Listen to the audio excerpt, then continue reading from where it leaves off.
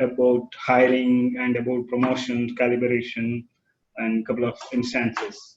There were some instances like when there is a challenging task to be given to women employee, and sometimes there are people will assume that okay, because she's a woman and she has to go to home early, maybe this challenging task may not be a right choice for her to be given. Let's choose a male employee.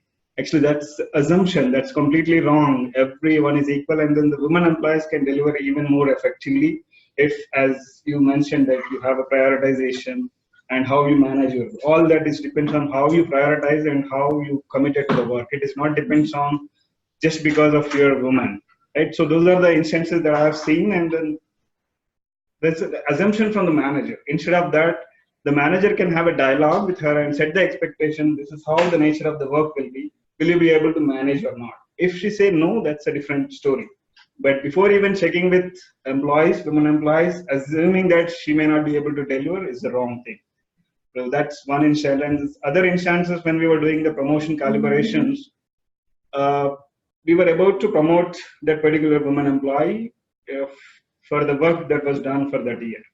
But she just started going for a maternity leave, is what the management here. And then the decision gets changed just because she's now going to on a maternity leave. Anyway, we can just wait and let her come back and then give a promotion. We'll look at it next year. Why is that so? It's because the work was done in that year, and this is like a natural thing that they have to go on the maternity leave. It is not that she wanted to go or something.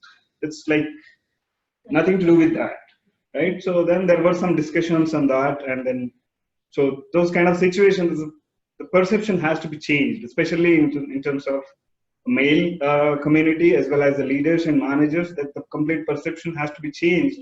That the work was done, you reward it or recognize it. Don't change it. Don't just change the decision or the outcome of that just because she's going on maternity leave. And even when we are hiring, there are some discussions. After the panel, she just got married. There is a chance that she might go on a leave. So these are the couple of things that I heard. I was just thinking, is it really? Of course, why are we assuming all that? The people might work at whatever the time that they work with us. Maybe you might get a lot of value out of that effort. And whatever is going to happen anyway will happen at any point of time. Why are you just thinking that it might happen immediately? And that is all pure with assumptions, right? So instead of going with the assumptions, let's just talk to the folks and set the expectation. Don't assume hypothetical scenarios and take the decisions based on the hiring as well as promotions and all. Those are some situations that I had to face those discussions, those conversations. I thought I can share. It would be helpful. So coming to the current team with the INV team, which we call Integration and Validation Team. There 50% of the team was new in the 2019. I also joined. I have been working with CoTBT for a year.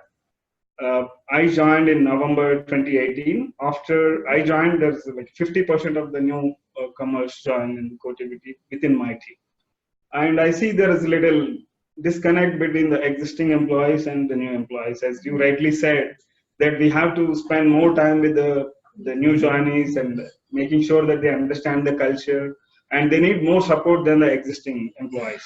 So started interacting with each of them, the new joinees, created a solid onboarding plan, how we can engage them. And even if there is not much work that they can do right away, then we made sure that what kind of work that we can give, we have a plan for what kind of work that we can give it to the new employees to engage them more so that they feel happy and they can have a discussion with me because there is a work. So obviously they'll have to interact with me. I will give my suggestions and they'll come to me. So there is a more engagement between manager and employee as well as with other team members, because if there is a suggestion, if they stuck, then I might route that particular person to the other employee with an experienced and existing employee.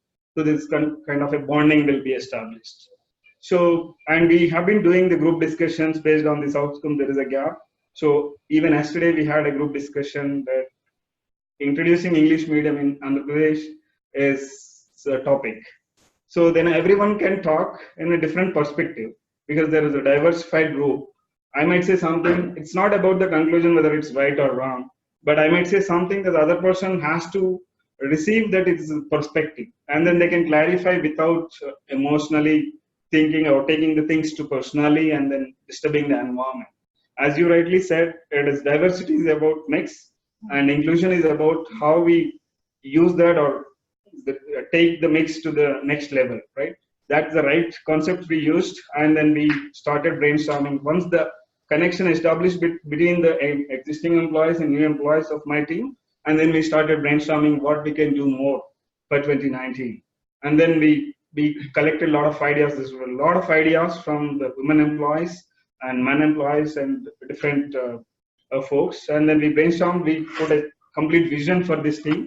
And finally, we delivered an innovative product called Flora, which is the automation chatbot, the conversational chatbot within the automation with artificial intelligence and natural language processing. Recently, we posted some of the posters across the organization as well. So this more innovation happens when we have a diversified people. It's just not about having a diversified people and thoughts. Whether we are recognizing and respecting those thoughts and taking it to the further level, and how inclusive we are, how what is the main part of inclusive is like whether you are actually giving equal opportunities to everyone, respecting those ideas. Not every idea may be approved, but you just give the respect, encourage that idea is great, but why it may not work out in the current circumstances. Maybe that person may come up with a second idea again, so he may not stop at that point. So how we are encouraging and respecting and having a conversation. So we always say that there is a trust deposit bank, right? The way that we are actually interacting with one person, if he likes that conversation, then there is a trust will be deposited in our trust bank account. If I just show my emotional, and then if I talk without any respect to that other person, then some amount of trust will be withdrawn from my trust bank account, right? Right. So then it is not just with one person. While you're talking to that person, there will be hundreds of people will be observing us. And it's just not that what that person is depositing the trust in our bank. It is like a lot of other people also will be depositing the trust in our bank. And then when we are just talking like without any respect, the same thing happens. Yeah, and this person would be your ambassador, right? He or she would actually go to the other person and would say, you know what, Srinivas, you can just go and talk to Srinivas. He'll give you the best advice. Exactly. So the other person will actually come and talk to you, irrespective of whether they work with you. Reporting manager or yeah. So that happens because it's all about how you behave and how you respect diversified backgrounds, and don't assume the things that okay, this is the